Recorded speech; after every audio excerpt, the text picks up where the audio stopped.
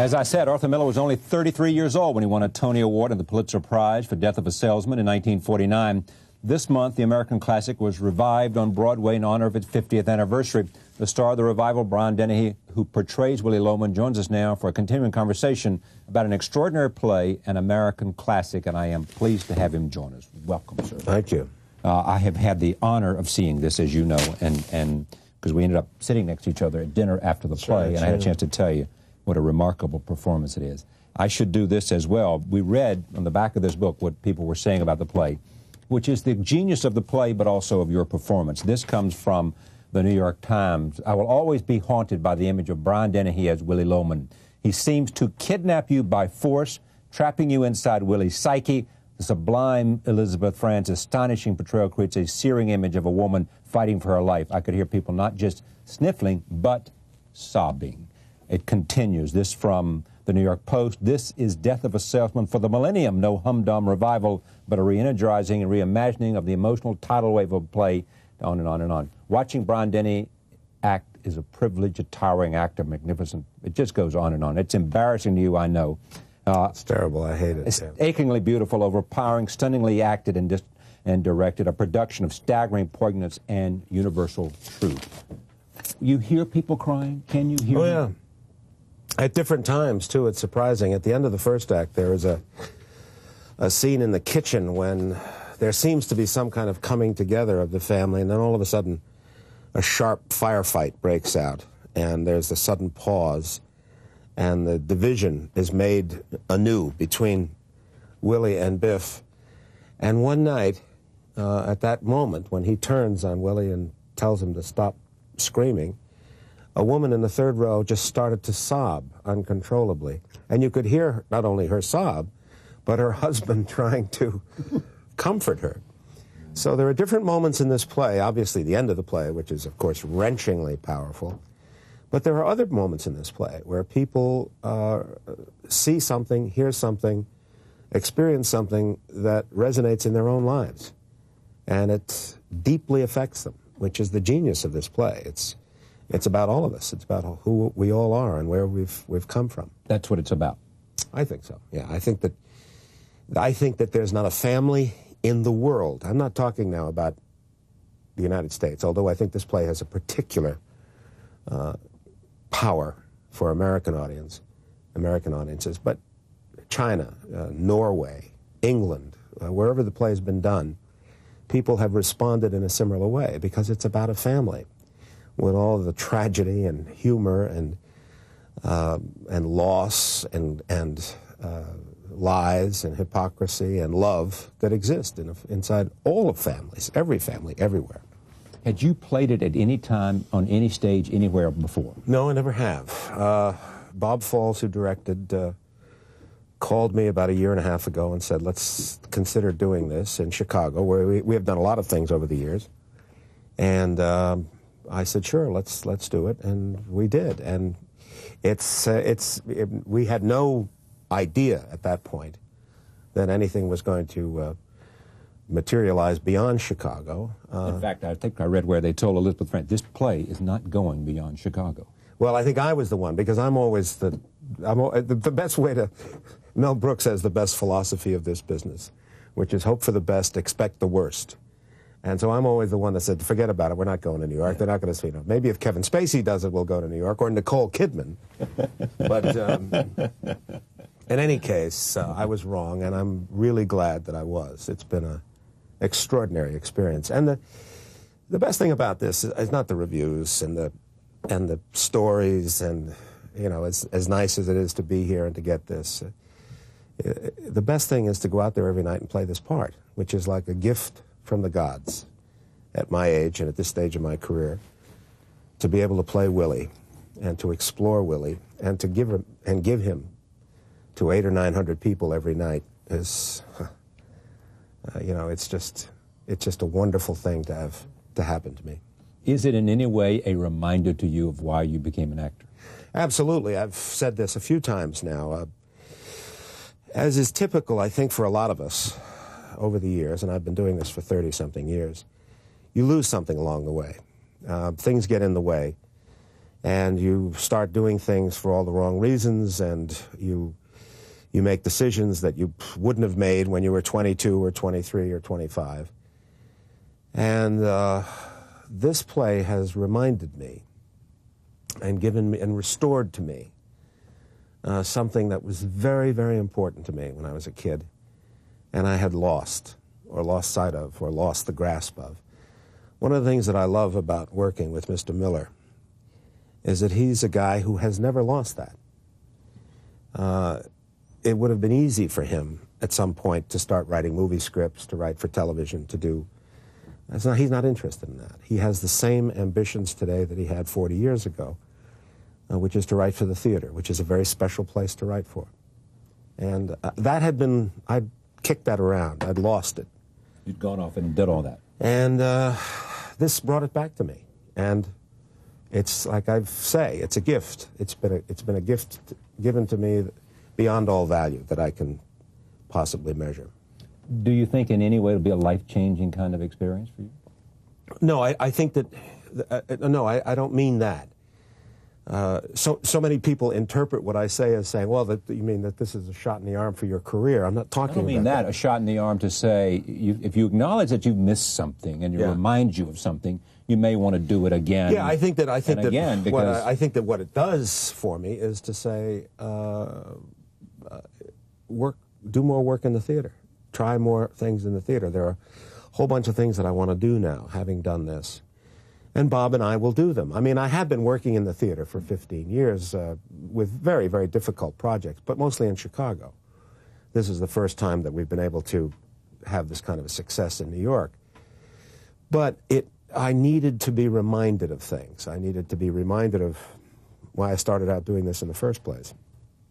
And this has definitely given that back to me. Tell me that one more time, why you started doing this in the first place.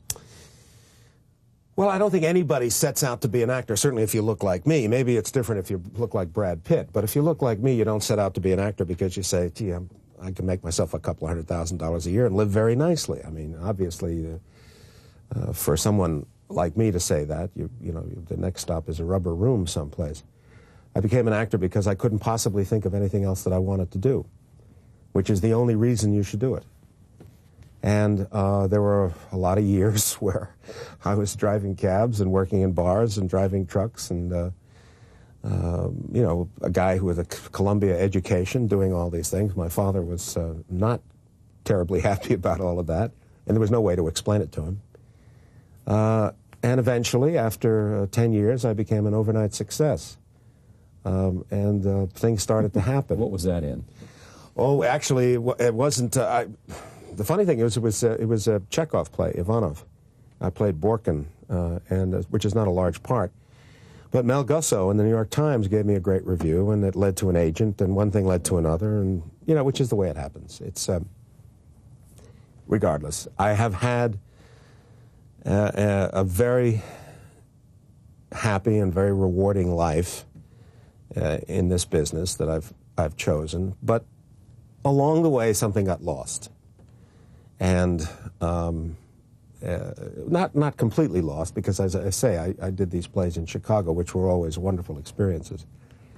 But this is something else. This is a whole different thing.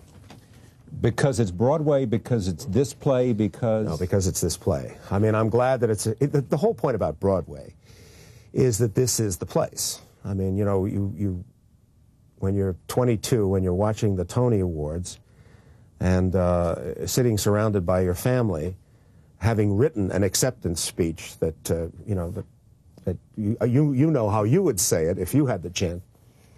And then all of a sudden, 40 years later, all of a sudden, you're on Broadway and you're doing this extraordinary part. And you now realize at age 60, which I am, that what's important is going out there tonight and doing the play, playing the play. Not the words, not the reviews, not the ads, not the interviews. Playing the part is the important thing. And being in this production, being a part of this production, being a part of this play, being a part of the history of this play, it's a wonderful gift, and thank you for it. Thank you for that performance. I think the I would like to mention, I think, that this production came out of Chicago, which is interesting. You know, in the old days, everything came out of New York. Right. That was the rationale behind Broadway, that everything in America in the theater was originated here. Now, nothing originates here. It's all coming from someplace else. Mm. And it's a sad commentary. Well, you've said something else, Arthur, which I think is important to repeat here, which is that Arthur said one day, you know, the tragedy of the theater is, A, this play wouldn't be written today, and if written, it wouldn't be produced. Sure. Because of the number of people in the cast and for all the economic reasons that, you know, that you see 2- and 3-character plays and so forth. And, of course, the other major tragedy is if a kid's got talent, he wants to go write for Friends. You know, he wants to be Seinfeld. The idea of writing for the theater, I remember when I was a kid, and you had Inge and you had Williams and Miller, that the theater was a place that was the cutting edge of ideas and culture, the whole idea of thinking what this country was about and who we were all about. The theater was very much a live part of that, and that's been lost, and it's a tragedy. It's too bad. That's why this play is so powerful. 50 years later, the audiences walk out of this theater stunned and knocked out because it is such an unusual experience in the theater now to have a play of this kind of power. It shouldn't be unusual. You know, one would hope that it wouldn't be, but it is. Why is it, Arthur? Well, it's a good play, I guess. But why is it? That's true, but why isn't anybody else writing? Yeah, exactly. And writing today. Well, basically, we've got to remember that a play is a transaction between an author and the audience. It doesn't exist by itself. Novels might, but plays don't. And the audience in 1949 was a demotic audience. That is, everybody was there. I remember seeing policemen in the audience, firemen, school teachers, just ordinary people. Well, it's $60 a ticket now. Yeah, it's a different situation. It was $4.40, or later $6.60 or $8.80 or something like that. I think that the audience not being the democratic audience has affected the kind of plays that are written. That's a very good point. They feel, writers inevitably will feel, the audience that they know is a more constricted audience. Smaller group. As a result, the plays get more constricted. See, what I think strikes me, watching you guys up there, is the breadth of the whole production. It seems like a full-blown symphony instead of perhaps a song or a recital. An aria, yeah. Or an aria. And that doesn't happen all by itself. When I said that it probably wouldn't be produced today, I mean that the audience in a 300-seat theater or a 100-seat theater is a different sound. Yeah. Good point. You said that he had helped you get a handle. Give me an example. Well, we were in the rehearsal room, and there was this one particular sequence where I had worked out something that had worked in Chicago and was fine, and Arthur had seen the production in Chicago and liked it. And Bob turned to Arthur and said, "Do you have any notes or ideas?" And Arthur said to me, he said, "Well, there's this particular sequence. Don't ever forget that he has created this sequence in his mind. He can make of that sequence, of those words, of those ideas, anything he wants to, because he's making it up. This is not, you're not required to deliver these lines according to a certain convention, because it's inside your mind." And the minute he said that, I realized that I was missing something, that I was giving something up. I'm still exploring that moment, but I'm getting closer now to what I want it to be.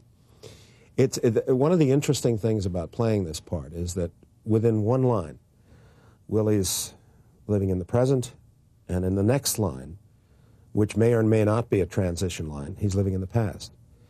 So your responsibility as an actor is to make that thing work.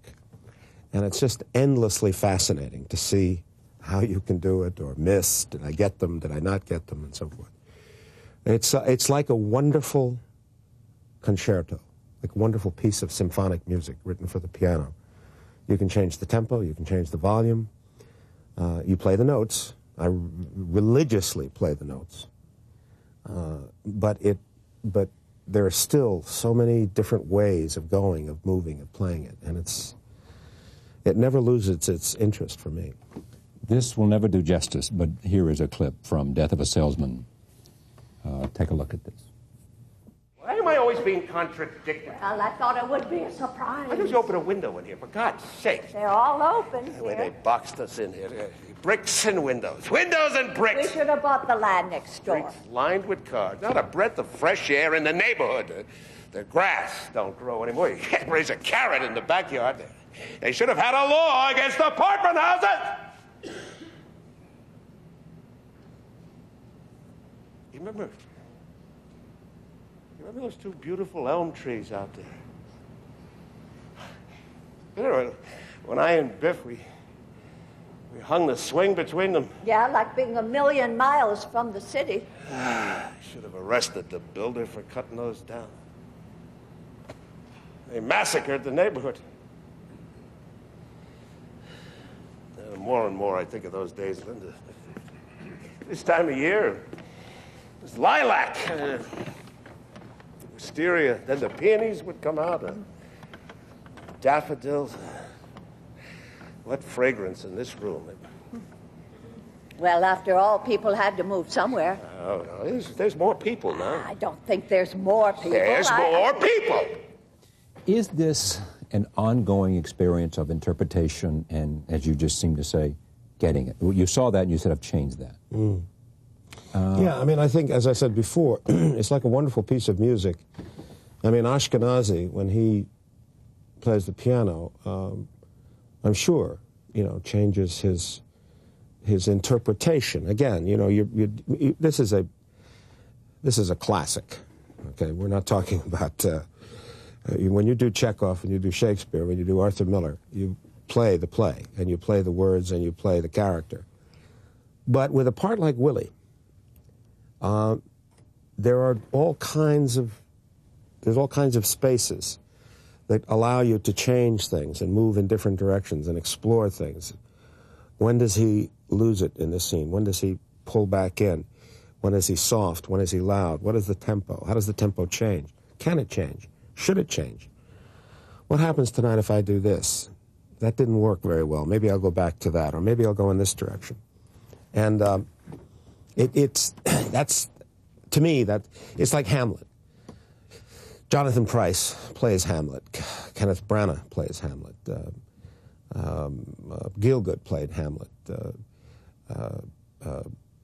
All these wonderful actors played Hamlet, and of course they all play it differently, and they all play it differently every night, and that's what Willie gives you. It gives you the opportunity to, within the context of his character and within the context of the play, which are, as I said, classics. There still are opportunities to explore different ways, and it's fun doing that. You have to go to the theater. Yes, I do. Thank you, Brian. It's a great honor to watch you work, and it's a magnificent performance and a classic, as you say. Thank you. And a great play. Thank you, Mr. Miller, for that. Arthur, as always. Thank you. Thank you. Great to see you again. Thanks, Brian. Ernie. We'll be back in a moment. Stay with us.